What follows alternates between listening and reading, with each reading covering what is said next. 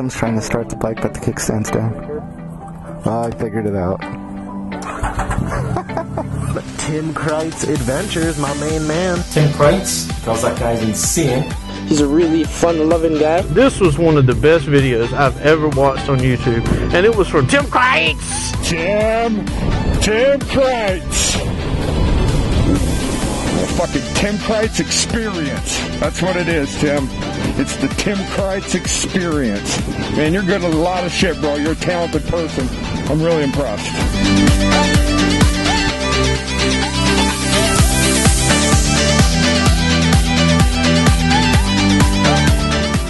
Well, everyone, for the final time in 2014, I dedicate this homebrew to you. Cheers. Well, as you can see, this is our 2014 year in review video, and I wanted to end 2014 right where it began, right here in the man cave when I got all excited and made my first attempt at a motovlog after I found a video by a certain guy by the name of Shade Tree Surgeon, who you all know and love just as I do. I discovered what a motovlog was and discovered that I wanted to do it, and that was early summer, and here we are at the end of the year, 38 motovlogs later. I've made a lot of great friends along the way, gained a lot of subscribers, and had a really, really good time. So I thought it would be nice to kind of go back over the year with you guys, show you what I really liked about the year as far as my motovlogs went, what I didn't like so much. You know, things started to come together, but it was a little rough in the beginning. Do it!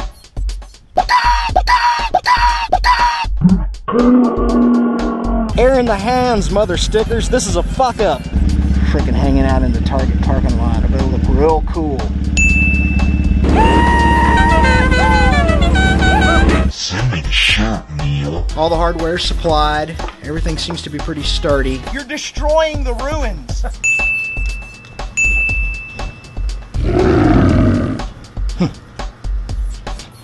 Leopard skin is apparently very popular in Big Spring, Texas. Is it 1998? Well, here goes nothing. Whoa! That is the name of the fish. It is called a son of a bitch. That's its name. The American. You guys, I'm going home. And I mean, he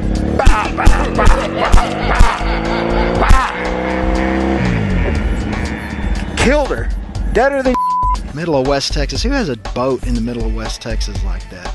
He was just waiting for the drought to break. You motherfuckers are all right.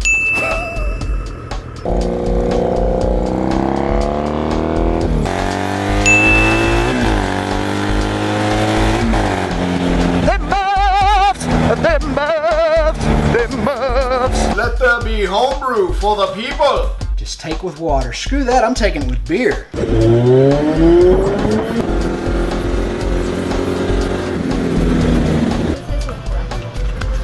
GoPro? For what? GoPro. Britt hasn't been there in a long, long time, like since he was a kid or something. I wasn't really listening to him.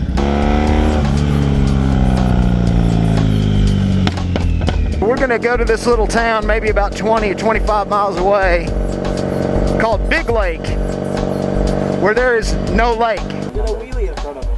Oh yeah, I wheelied in front of the cop. All we gotta do is get a hose, some sort of a siphon, pump, whatever. Gas forever. They don't have locks on the little manhole things. That's a flawless plane. It is. Should we try it? No. I decided early on that I wanted to use more than one camera because I wanted my motovlogs to have more of a television feel. You know, I come from a background of radio and television over the years, working with radio and TV stations in various capacities. And I wanted it to have that feel. And I knew early on that I wanted my motovlogs to tell a story. I didn't just want them to be a sequence of events or a chronology, and no matter what I was talking about in the vlogs, or no matter what adventure we were going on or where our destination was, I really wanted it to be a story and have some humanity to it. That took some time to develop.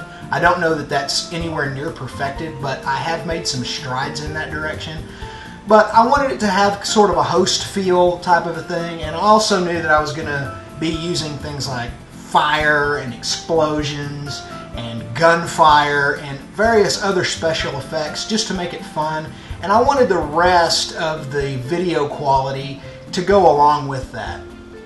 So that began the process of me carrying a backpack everywhere with me, even if I was just going across town, because I wanted to have a tripod with me, maybe a DSLR camera, and an extra microphone or two, just because I wanted to have extra options while I was out vlogging and shooting video. That turned into a bit of a monster, and I ended up sort of scaling back a little bit, but I still always take a minimum of 2 cameras, a minimum of 1 tripod, and I always try to get the best shots that I can for you guys. That all kind of started when I started asking myself, hey, this is West Texas. What do we have here that's really beautiful and maybe unique to other places? And the one thing I could think of was the sunsets. So one of my early vlogs was going to catch a sunset to show you guys our West Texas sunsets.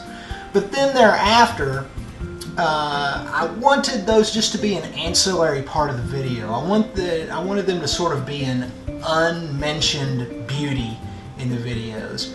And that second camera, usually mounted to the bike as I was riding, really helped to show that. And also when I was doing static shots or pass-by shots, I always wanted to do my best to feature this beautiful West Texas sky out here, because really, as far as the flora and fauna and other aspects of our geography out here, the sky is definitely the most beautiful thing we have.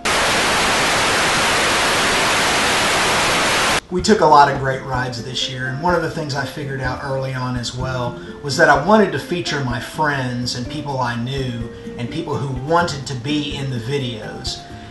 That sort of took on a life of its own pretty quickly, especially with regard to the Ghost Town videos, which are among my favorites of all the motovlogs that I did this year. There was Gervin, which is the one that started it all. We went and saw Styles and Texon and Fort Lancaster and Royalty. It was just a great year of going to these places and showing West Texas history, really. It became a history project. It became an opportunity to teach people, not just make a video. And so those have a special place in my heart. Those were great rides with good friends and memories that not only will live on in my mind and my heart forever, but it's great to have that preserved on video. Without question, the funnest thing I did this year as far as motorcycles and motovlogging went was my trip to see Suburban Delinquent. I went out and spent a few days with him. He let me ride his speed triple for a few days, and we had a great time riding around Orange County, Southern California, Alamitos Bay, Hell's Kitchen, Ortega Highway, Live Oak Canyon, Santiago Canyon.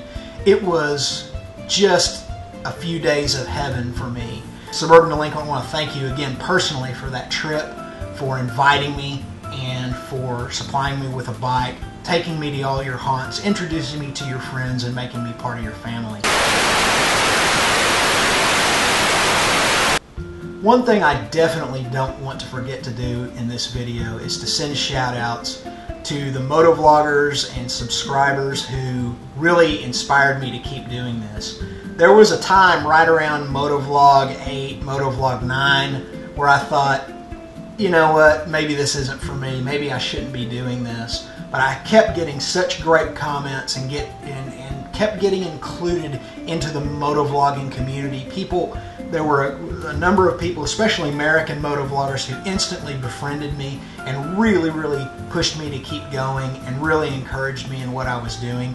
And obviously Shade Tree Surgeon was one of those. He became an instant friend. Ian White 87, I've already mentioned Suburban Delinquent, Dan Motovlogs, Echo Boy, Livin' Rob, Cars on Cars, Farzine Ubrowski. I can't name everybody. I can't name all you guys. The video would be an hour long. But there were these key motovloggers really made an impression on me and really made me feel welcomed into the motovlogging community.